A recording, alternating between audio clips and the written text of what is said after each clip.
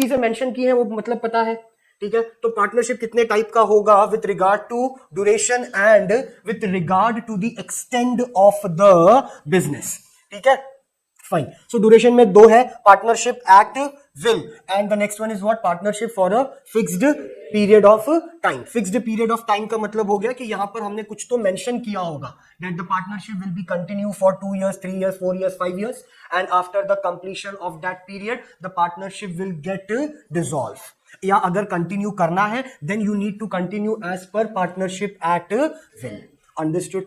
फिर उसका next is what with regard to the extend of business, ठीक है, उसमें क्या है, particular partnership and the next one is what, general partnership. So particular partnership का मतलब क्या हो गया, फॉर अ पर्टिकुलर वर्क और टास्क के लिए हमने साथ में बिजनेस कर रहे हैं, as soon as that work or that task will be getting completed our partnership will come to end, close, that is called particular partnership, ठीक है। and the next one is what, general partnership, it is like a general form।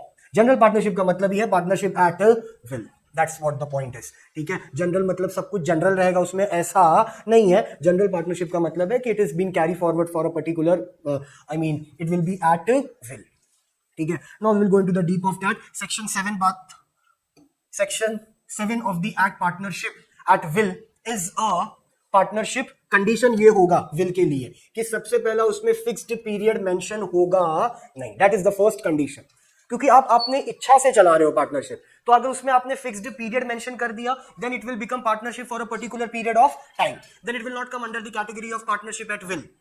तो partnership at will करना है तो उसमें सबसे पहले आपको पीरियड मेंशन करना पड़ेगा नहीं, that is what the point say, no fixed period has been agreed upon or the for the duration of partnership, तो ड्यूरेशन मेंशन नहीं किया। सेकंड पॉइंट क्या बोला, there is no provision made under the determination of partnership, there is no provision, provision मतलब rules and regulation, provision का मतलब क्या होता है, rules and regulation. So there is no rules and regulation for this type of partnership, मतलब ये है कि रजिस्टर तो करना पड़ेगा according to partnership act of 1932, without registration तो आपका partnership will not have any kind of existence in Maharashtra, because in Maharashtra partnership act is what, compulsory, तो रजिस्ट्रेशन तो करना ही है।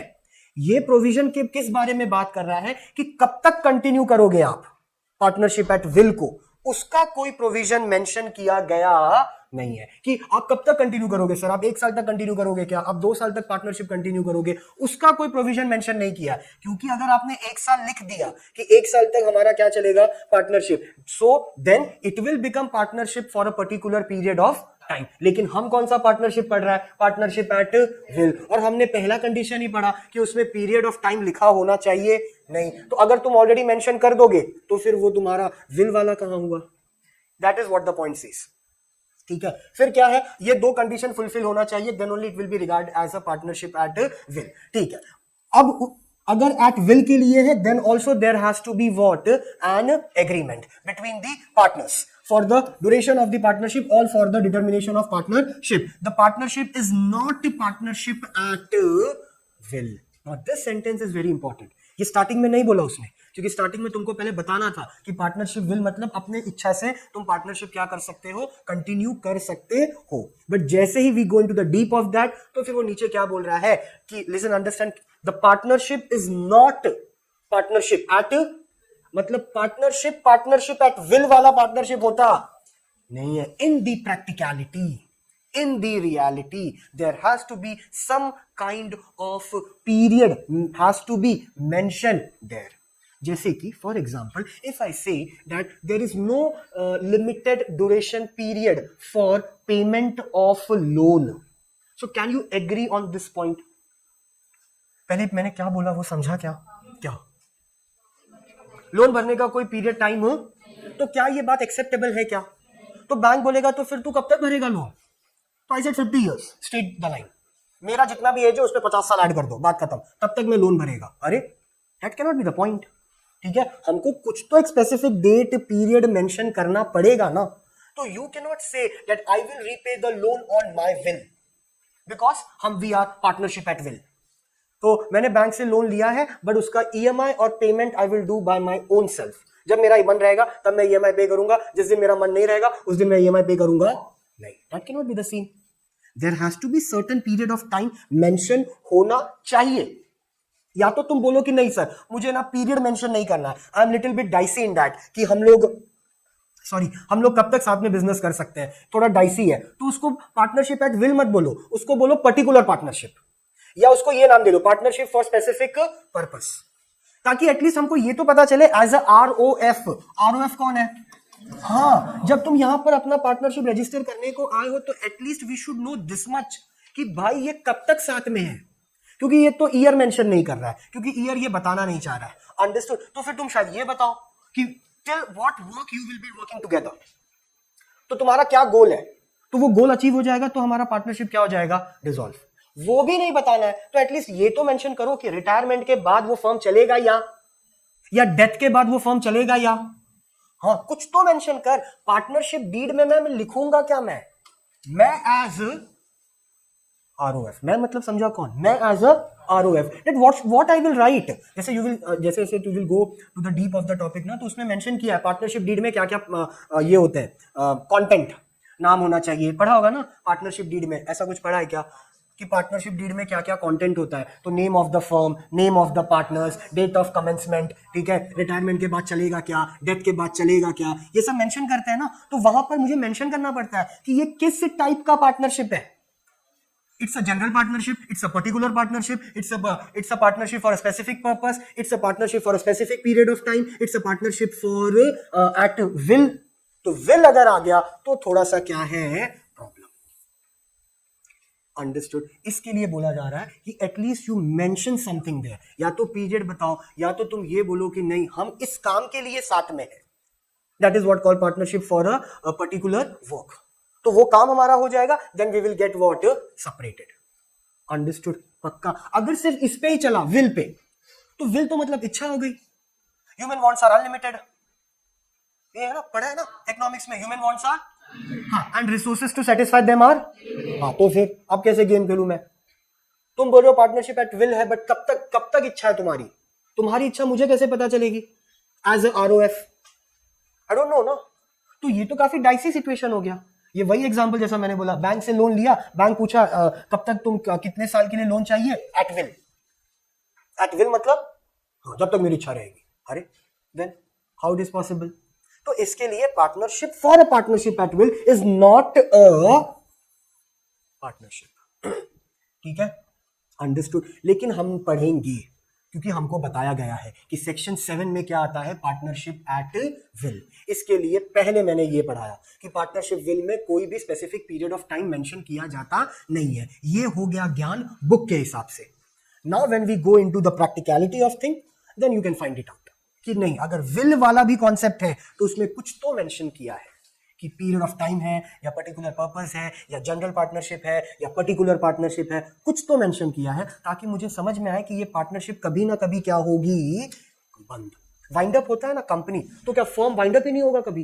क्योंकि विल का मतलब तो यही हो गया कि फर्म क्या होगा, मतलब पार्टनरशिप का विल है मतलब जब तक मेरा इच्छा है तब तक फर्म क्या रहेगा? चलता रहेगा.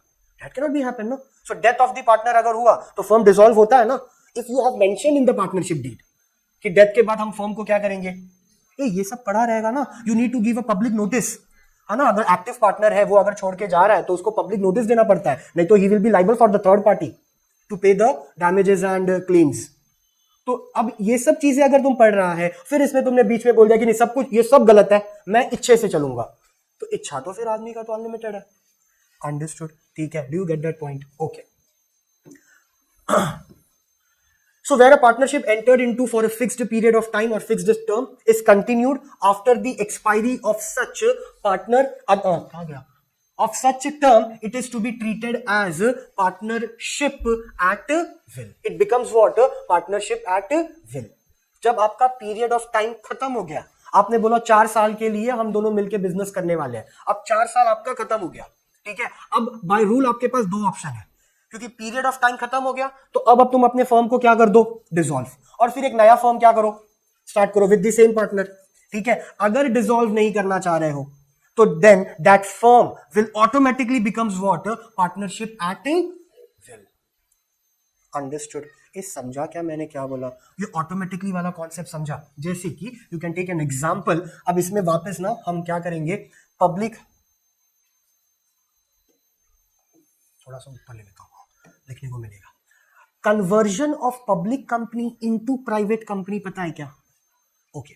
Conversion of private company into public company पता है क्या? Okay, no problem. हाँ बेटा सुना है, ठीक है. ये इसी से रिलेटेड है. मतलब हम पार्टनरशिप पढ़ रहे हैं कि सर वो कैसे ऑटोमेटिकली कन्वर्ट हो गया, तो उसके लिए मैं एग्जांपल दे रहा हूं कि for example you have a private company. Private को पब्लिक में करना थोड़ा इजी पड़ेगा क्योंकि वो परसेंटेज वाला हिसाब समझ जाएगा. So there is a rule, ठीक है, according to companies act 2013 any private company can becomes into public company. But when they will become, sir कैसे बन जाएंगे वो प्राइवेट कंपनी पब्लिक कंपनी कैसे बनेगा? अगर उनका 90% शेयर्स हाँ will be purchased by public. 90% of shares, 90% of shares, अगर 90% ऑफ शेयर्स बिक गया, then that private company will automatically convert into what? Public company. 50% is not the concept, 90%. और ये 90% वाला कॉन्सेप्ट क्यों है, इसके पीछे भी लॉजिक है. अंडरस्टूड? वो लॉजिक क्या है, जब ये शेयर्स बेचेगा ना, अंडरस्टूड, शेयर्स बेचने के लिए एक इंस्टीट्यूशन आता है जिसको हम बोलते हैं अंडर राइटर. अभी तक ये वर्ड आया है क्या तुम्हारे सामने, अंडर राइटर? या ऐसे आया होगा, under writer charges, under writing charges. Under writing charges क्या होता है मालूम है? जैसे ना कंपनी है, शेयर होल्डर है, या सपोज पब्लिक है, कंपनी है पब्लिक है, बीच में अंडर राइटर है. Under writer can be a scheduled bank. Scheduled bank का मतलब होता है सरकारी बैंक, ठीक है. सर सरकारी बैंक का क्या काम है कंपनी और पब्लिक के बीच में? काम ये है कि कंपनी जब शेयर एप्लीकेशन दे रहा है कि शेयर खरीदने का है, तो वो डायरेक्टली पब्लिक को देता नहीं है. या तुम शेयर खरीदने के लिए डायरेक्टली पब्लिक के पास डायरेक्टली कंपनी में जा रहा है क्या to purchase a share? No. So there has to be an intermediator. So that intermediator is who? That intermediator is underwriter. तो company gives the form to underwriter, then underwriter gives the form to public, then public fill the form, staple their Aadhaar card and PAN card, and then they submit the form to underwriter. Then underwriter give the form to company. Now company what do? Company will scrutinize the form. मतलब वो क्या करेगा, check करेगा कि नाम सही लिखा है क्या, आधार कार्ड ओके है क्या, पैन कार्ड ओके है क्या. If everything will be good, then company will allot the shares to the public. फिर फुकट में शेयर दिया क्या? Now you need to pay the money. That money is called allotment money. अब वो याद आता है क्या? Application money, allotment money, first call, ये सब किधर हो रहा है? ये सब अंडरराइटर के पास हो रहा है. एप्लीकेशन मनी तुम किसको दे रहा है? सीधा कंपनी के अकाउंट में जीपे कर रहा है क्या? नहीं, तुम पैसा दे रहे हैं अंडरराइटर को. अंडरराइटर किसको दे रहा है? कंपनी को. और ये अंडरराइटर है कौन? बैंक है. इसका classic example you can take if you want to open a demat account. So where you will open demat account? कहां ओपन करता है तुम? बैंक में. और अगर शेयर्स में ट्रेडिंग करना है तो कौन सा अकाउंट होना चाहिए? क्या डीमैट अकाउंट किसी फाइनेंशियल इंस्टीट्यूशन में ओपन हो सकता है, जैसे कि मनापुरम? ये मनापुरम पता है क्या? नहीं पता. गोल्ड रख के पैसा लिया जाता है, उधर पे तुम ओपन कर सकता है क्या डीमैट अकाउंट? नहीं. डीमैट अकाउंट ओपन करने के लिए you need to go to where? Bank. Now bank comes into the picture. अब वो डीमैट अकाउंट तुम प्राइवेट बैंक में ओपन करो, मतलब एक्सिस, एचडीएफसी या इसमें, या डीमैट अकाउंट तुम कहां ओपन करो? पब्लिक कंपनी में. Is one and the same thing, but you need to open what? Demat account. अगर डीमैट अकाउंट ओपन नहीं होगा तो you can not do trading in shares. तो ये जो अंडर राइटर है, he is not working on FOC, that is free of cost. He will charge what? Underwriting fees. From whom? From company.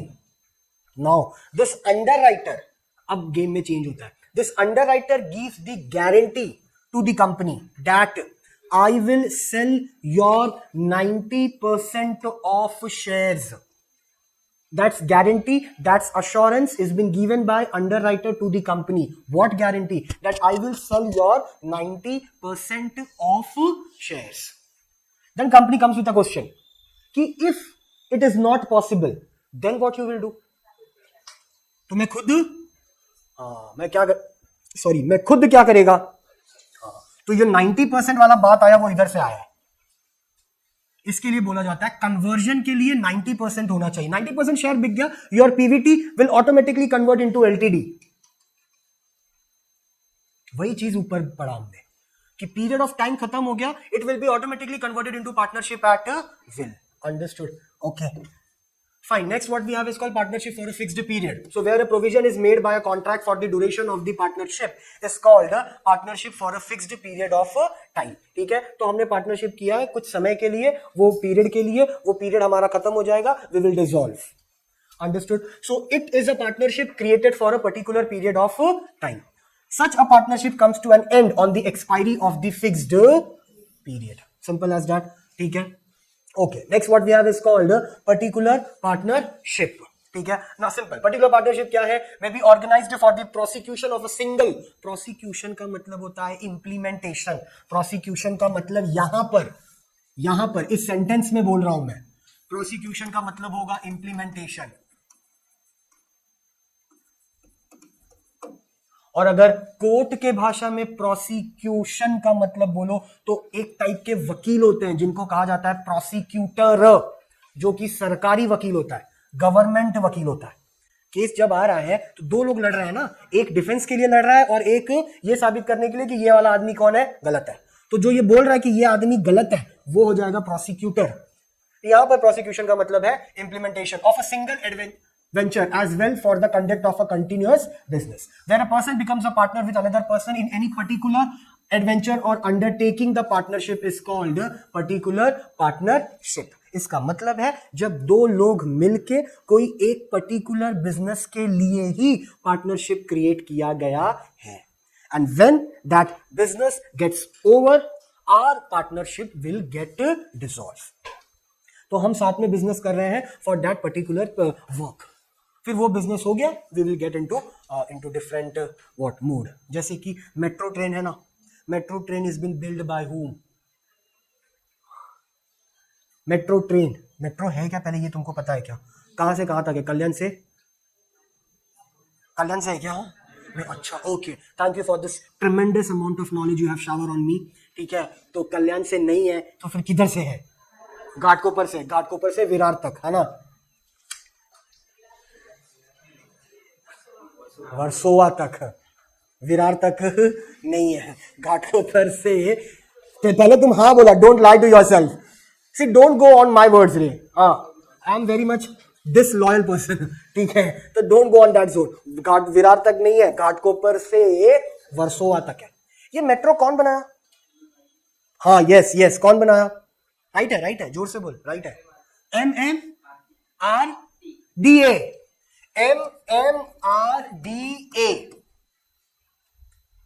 MMRDA। अब हो जाए इसका full form, let's waste your time again. क्या है MMRDA? It's a classic example of ये particular partnership. You have 10 seconds, तुम मुझे बताओ या तो फिर मैं बताऊं।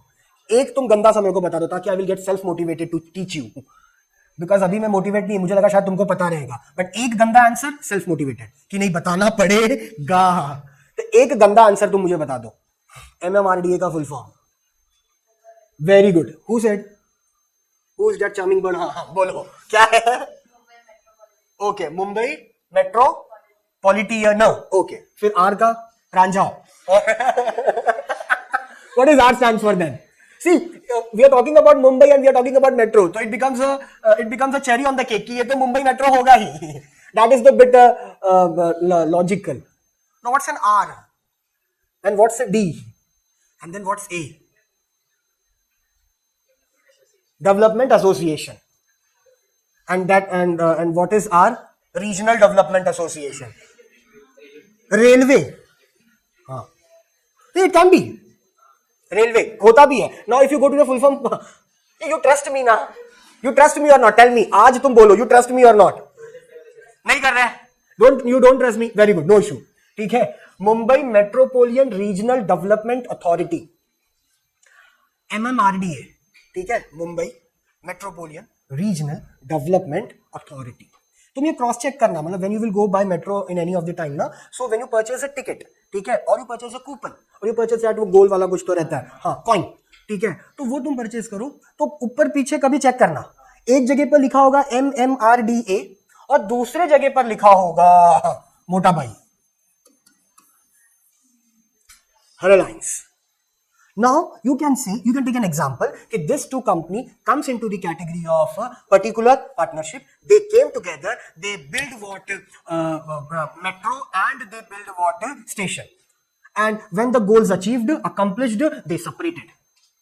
Simple as that. क्योंकि मेट्रो के ट्रेन्स जो बना रहे हैं वो MMRDA है, बट जो स्टेशंस बनाए हैं वो, and how can you check it out that कि तुम किसी भी स्टेशन पे उधर जाओ मेट्रो के, you will see and number of advertisement of Reliance, and number of advertisement, बहुत से शॉप्स उनके भी ओपन है, ठीक है, जियो मार्ट है, इमेजिन जियो मार्ट है, स्टेशन पे जियो मार्ट है, कैन यू इमेजिन, मतलब ये वो बात हो गई, कल्याण स्टेशन पे बिग बाजार खुला है एक नंबर पे, थोड़ा सा आगे सोचा नहीं, तो इमेजिन कर सकते हैं, क्यों, क्योंकि उसमें किसी कंपनी का पैसा इन्वेस्ट हुआ नहीं है, it's a hardcore railway money, इसके लिए वहां के लोग भी हार्डकोर हैं, है ना, चलती ट्रेन से चढ़ जा रहे हैं, उतर जा रहे हैं, किसी को और चढ़ने दे रहे नहीं है, can you do all this kind of shit in a metro, no, it gets close automatically, it will get open, and if the weightage of the person is huge, या बहुत ज्यादा लोग चढ़ गए ट्रेन में, तो टी टी टी टी बजना चालू होता है, आदमी खुद सेंसिबल है कि वो क्या हो जाता है, बाहर आ जाता है. Now you compare this same scenario with Indian Railway. People will not cut you, they will chop you, and then they will enter into the corridor of the train. Morning का train अगर है 7:30 का, हाँ, they smash you here and there, and you can't do anything. They stand on the gate पे खड़ा, इधर खड़ा, किधर भी सब जगह खड़ा. उतरते समय सिर्फ you need to stand still. There's the force of the people which make you go out. The velocity of the people is imaginable. वो बाहर चला जाएगा, उधर आना तो उल्टा खड़ा हो जाओ, वो अंदर डाल देगा. Simple as that. ये तो शुक्र मनाओ कि हमने एसी ट्रेन चालू कर दिया, उसमें हमने कंपार्टमेंट कैसा डाला, मेट्रो जैसा, उसको हम फाड़ नहीं पा रहे. नहीं तो हम वो भी कर सकते हैं उसमें. We have some kind of respect. No see Indian railway how they are smart. When they started AC train ना, they increases the price of the train ticket. अपना नॉर्मल लोकल देख, 15 सिंगल है और रिटर्न 15, 30 रुपए में 120 kilometre तुम जा रहा है, वही तुम एसी ट्रेन से जा रहा है तो उसका कीमत ज्यादा है. And the frequency of the AC train is comparatively less to your, because we know the nature of the people. हमको जो मजा स्मैश में आ रहा है ना, उसको हमको चिल होके जाने का जरूरत नहीं है.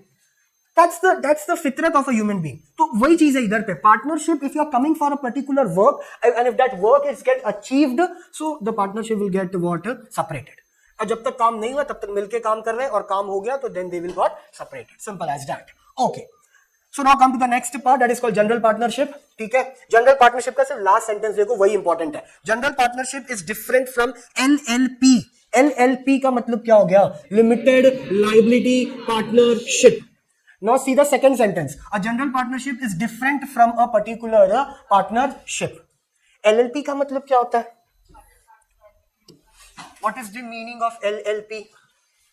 Limited liability partnership. What does it mean? Partner's liability is limited. So it's a hybrid combination of company and partnership. Hybrid का मतलब समझा ना, दो लोग का मिलावट. तो hybrid combination of partnership and company.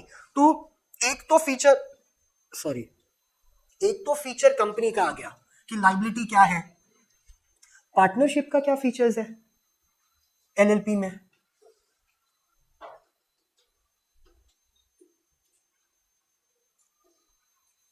ये तुम अपने से फाइंड आउट करके मेरे को बताना कि एलएलपी में पार्टनरशिप का क्या फीचर है.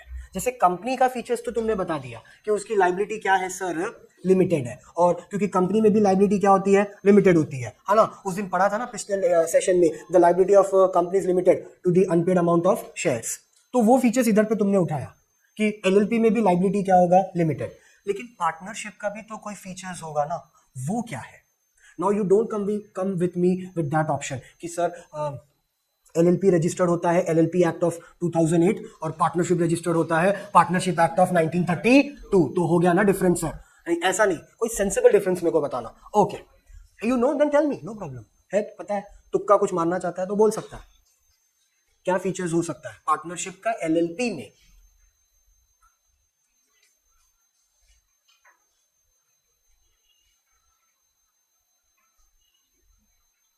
Think and then we will talk on that.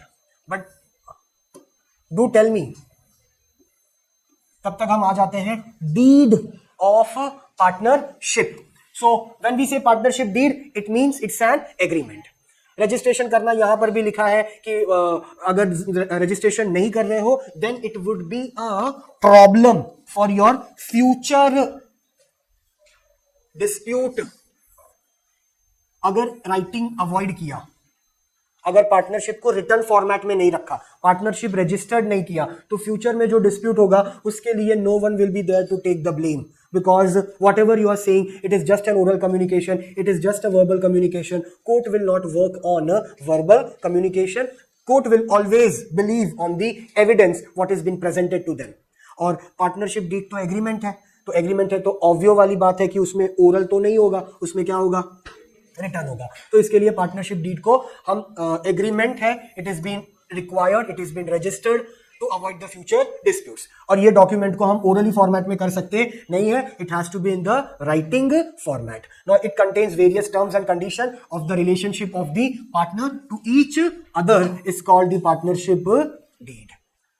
Simple है, पार्टनर्स के बीच में क्या रिलेशनशिप है, कौन एक्टिव पार्टनर है, कौन स्लीपिंग पार्टनर है, कौन profit for partners for profit है. ठीक है, बंद होने का रीजन क्या है, डिसोल्यूशन कब होगा, रिटायरमेंट के बाद क्या फर्म चलेगा, क्या डेथ के बाद क्या फर्म चलेगा, क्या माइनर क्या पार्टनर बन सकता है क्या, ये सब चीजें हम उसमें क्या करते हैं, मेंशन. तो partnership deed is like a MOA and AOA of the company.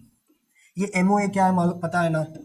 हाँ, memorandum of association, memorandum of association. और AOA क्या है, articles of association.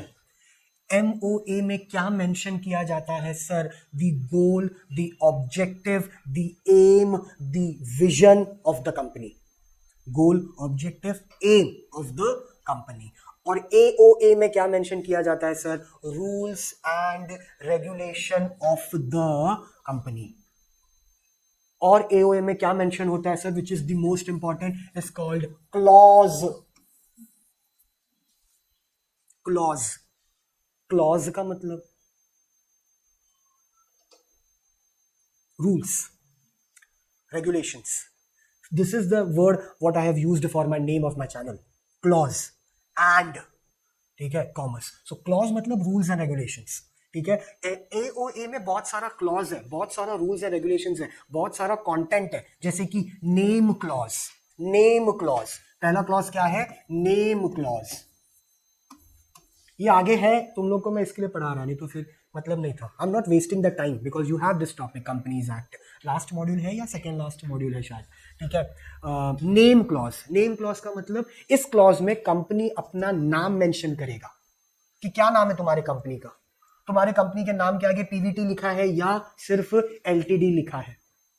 Understood. Then the name should be unique, it should not be same और homogeneous. ठीक है, it should be heterogeneous, it should be unique. फिर उसमें बहुत सा क्लॉज है, कैपिटल क्लॉज है, एड्रेस क्लॉज है, फिर बाद में तुम्हारा what you can say meeting clause है, बहुत सा क्लॉज है. जैसे कि पार्टनरशिप डीड में मेंशन है ना, name of the partnership, name of the partners, blah blah blah, वैसे ही वहां पर भी मेंशन होता है. बट उधर का डॉक्यूमेंट क्या है, AOA, वो हम बाद में पढ़ेंगे. हम पहले पढ़ लेते हैं पार्टनरशिप डीड में क्या क्या मेंशन होता है. ये जरा तुम रीड कर लो अपने से. इसमें कोई भी वर्ड तुमको नहीं पता तो you can ask me. Name of the firm लिखा होगा, name of all the partners. Next is what, nature and place of the business of the firm, date of commencement, एक कमेंसमेंट बोला तो smart, duration of the partnership firm. ठीक है, उसके बाद क्या है, capital contribution of each partner. Important है ताकि पता तो चले प्रॉफिट कैसे बटेगा. कैपिटल कंट्रीब्यूशन पता होगा तभी हम प्रॉफिट का भी क्या कर सकते हैं, sharing. Profit sharing ratio of the partner, admission and retirement of the partner.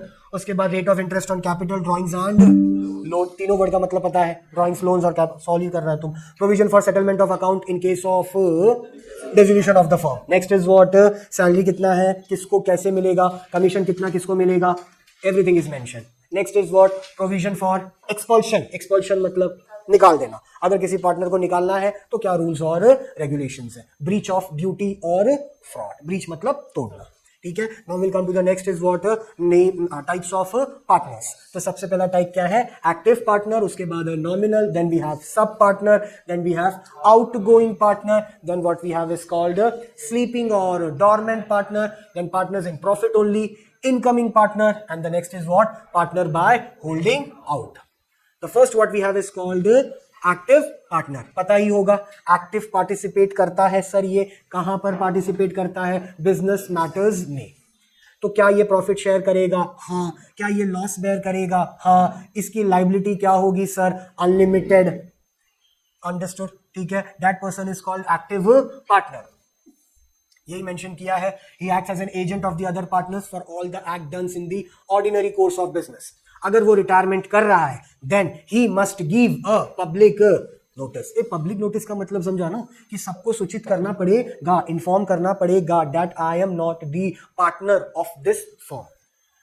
Public notice in order to absolve himself of liabilities for act of other partners done after his retirement. After his retirement अगर कोई कांड कर रहा है मेरा partner, then I am not liable because I have informed you priorly कि मैं अभी इस फर्म का पार्टनर नहीं है। मेरा पब्लिक नोटिस है, चेक कर लो। तो अब मेरे रिटायरमेंट के बाद अगर पार्टनर्स कोई स्कैम स्कैंडल कर रहे हैं, then I am not responsible because I have retired from that firm. Simple as that. Okay, उसके बाद क्या आ जाता है? स्लीपिंग और डॉर्मेंट। ये इसका एग्जैक्टली ऑपोजिट है। एक्टिवली पार्टिसिपेट करता नहीं है। क्या प्रॉफिट शेयर करेगा? हाँ। क्या लॉस बेयर करेगा? हाँ। लायबिलिटी भी क्या होगा? Unlimited. Simple as that. Okay, ठीक है। इसका ऐसे एक सेंटेंस इंपॉर्टेंट है, ऐसे स्लीपिंग पार्टनर को पब्लिक नोटिस देने का जरूरत नहीं है। अंडरलाइन दैट सेंटेंस, ठीक है। नोटिस देने का कोई भी जरूरत नहीं है रिटायरमेंट के लिए। Next what we have is called nominal partner. Nominal partner, the person or the partner who has lent his name or goodwill to the firm. यही होता है ना नॉमिनल पार्टनर। मैंने अपना नाम दिया है, that is what? Goodwill. I have lended you, ठीक है। क्या मैं इसका पैसा चार्ज कर रहा हूं? नहीं। क्या मैं कैपिटल कंट्रीब्यूट कर रहा हूं? नहीं। क्या मैं प्रॉफिट शेयरिंग कर रहा हूं? नहीं। क्या मैं लॉस बेयर कर रहा हूं? नहीं। But I am responsible to the third person, third party, ठीक है। Understood? Read that sentence, nominal partner वाला।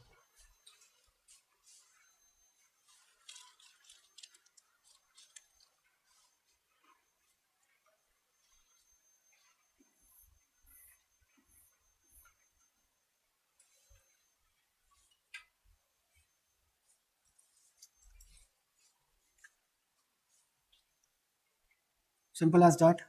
कुछ भी चीज में ले नहीं रहा हूं, ना ही कैपिटल इन्वेस्ट कर रहा हूं, ना ही प्रॉफिट, ना ही लॉस, लेकिन मेरे नाम का अगर मिस यूज किया है मेरे फर्म ने, ठीक है, और अगर कुछ नुकसान हुआ है in terms of monetary, then I will also be getting dragged out in that see. Drag का मतलब समझा ना? मेरे को भी क्या किया जाएगा? खींचा जाएगा, बिकॉज गुडविल किसका है? मेरा। नाम किसका है? मेरा। तो मेरा नाम भी जाएगा वेस्ट, मतलब to the third party. Same is what? Partners in profit only, ठीक है। लॉस बेयर करेंगे क्या? नहीं। कैसे करेंगे सर? नाम ही इसका क्या है? Partners in profit. तो सिर्फ और सिर्फ क्या मिलेगा? प्रॉफिट। क्या ये लाइबल है थर्ड पर्सन को? यस। थर्ड पर्सन के लिए सब लाइबल है, बिकॉज कहीं ना कहीं पर तुम क्या हो? पार्टनर। और लाइबिलिटी तो अनलिमिटेड है ही है, और जॉइंट है, और सेवरल है, तो कहीं ना कहीं तुम फंसेगा। ओके, इनकमिंग पार्टनर कौन है? जो बाहर से तुम्हारे फर्म में क्या हो रहा है? हाँ, एंट्री हो रहा है, ज्वाइंट हो रहा है, ऐड हो रहा है, तो उसको हम क्या बोलेंगे? Incoming partner. उसके आने के पहले जो भी सीन है उसमें मैं नहीं हूं, लेकिन मेरे आने के बाद अगर कुछ सीन हुआ तो उसमें आई एम लाइबल।